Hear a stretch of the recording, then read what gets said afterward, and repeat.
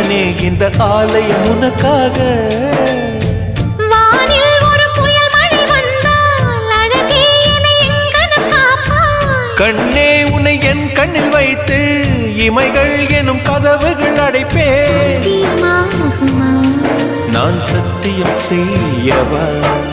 தொடு தொடுவெனவே வானவில் என்னை தூரத்தில் அழைக்கின்ற நேரம்.